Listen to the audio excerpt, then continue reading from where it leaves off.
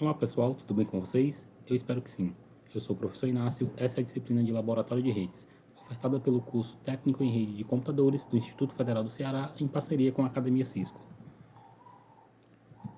Nesse módulo, nós vamos revisar um pouco da configuração básica de dispositivos, switches e roteadores.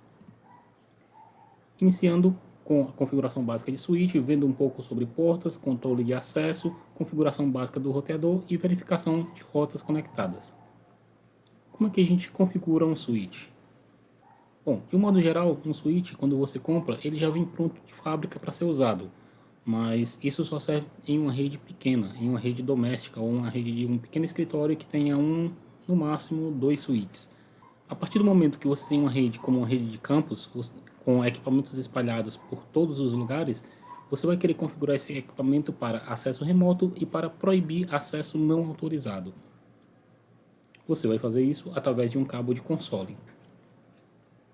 Basicamente, você vai conectar um cabo de console no seu equipamento e vai configurar algumas informações importantes.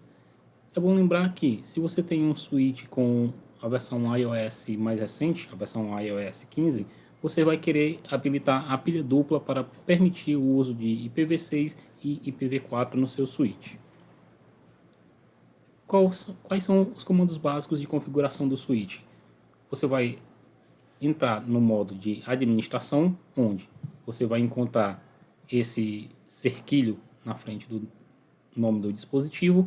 Você vai usar então o comando configure terminal para entrar no modo de configuração. Você vai definir uma VLAN, provavelmente que você vai querer configurar como a sua VLAN padrão e substituir a VLAN 1, que é a que vem originalmente, por questões de segurança. Você vai então definir um endereço IP e uma máscara de rede. Se o seu switch suportar IPv6, você vai definir um IPv6 com endereço, vai habilitar a interface, ou seja, vai ligar ela, vai finalizar e provavelmente vai salvar as configurações, para evitar, por exemplo, o caso de uma queda de energia e o seu switch perder as configurações que você fez. Você vai então definir um gateway padrão. Veja que não é na configuração de VLAN, é no modo de configuração global. Você define o gateway padrão e salva novamente as configurações. Você pode utilizar comandos para visualizar as informações que você configurou no seu switch, como o comando show IP interface brief, onde você vai ver todas as interfaces configuradas com algum endereço IP. No caso, como foi configurada apenas a VLAN 99, com o endereço IP 172.17.99.11, você vai verificar essa informação aqui no seu switch.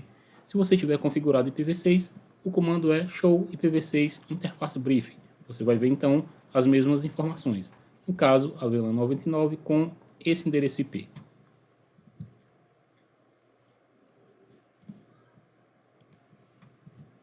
É importante ter em mente que existem tecnologias diferentes de conexão, como tecnologias de 10 megabits, 100 megabits, 1 gigabit e até mesmo conexões de 10 gigabits dentro de uma rede local. Além disso, as portas de um switch podem estar funcionando em modo Full Duplex ou modo Half Duplex. Como vocês devem lembrar, a tecnologia Full Duplex permite que os dispositivos enviem e recebam informações ao mesmo tempo, enquanto que a tecnologia Half Duplex permite que apenas um dos lados da comunicação envie dados naquele momento. Ou seja, você só pode enviar ou receber dados, não pode fazer as duas coisas ao mesmo tempo. É importante lembrar também que placas de rede de 10 gigabits só podem funcionar em modo Full Duplex. Então você tem que estar atento se o seu switch atende a esses requisitos, se ele está habilitado para modo Full Duplex ou Half Duplex. Para habilitar o modo adequado, você simplesmente vai entrar na interface e definir se o modo é Half Duplex ou Full Duplex e a velocidade da interface. O ideal é que você deixe tudo isso automático, porque nos switches e computadores modernos, usando a tecnologia AutoMDix, esses equipamentos vão descobrir, conversando entre eles, se eles devem utilizar Half Duplex, Full Duplex, se o cabo de rede é direto ou cruzado. Então você não precisa se preocupar com nada disso. Você só precisa se preocupar com esses detalhes caso você tenha um switch ou uma placa de rede muito antigas.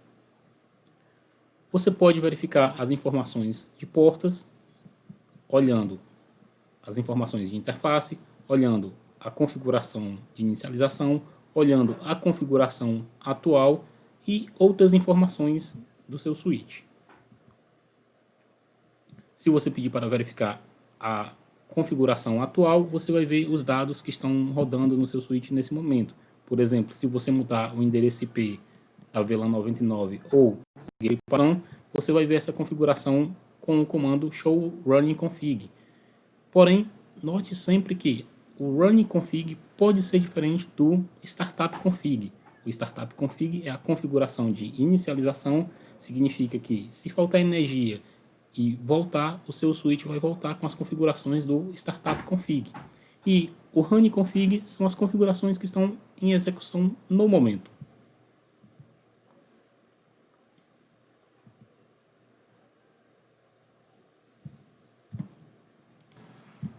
Ao visualizar as configurações de uma interface específica, você pode identificar problemas, como por exemplo, se a interface está desabilitada administrativamente, ou seja, se foi executado um comando shutdown, se ela está habilitada administrativamente, mas por algum problema não está funcionando devidamente, dentre outros problemas, como por exemplo, a quantidade de quadros ou mensagens que foram perdidas, que foram descartadas, quantidade de mensagens que foram recebidas, quantidade de erros nos quadros e assim por diante. Por exemplo, quantidade de quadros que vieram errado, quantidade de quadros que vieram com um tamanho menor do que o especificado pelo protocolo Ethernet, quantidade de quadros que vieram maior do que o especificado pelo protocolo Ethernet, entre outros. Outra coisa importante é a gente configurar um acesso remoto seguro. Switches antigos utilizavam o protocolo Telnet. Switches mais modernos utilizam o protocolo SSH para acesso remoto.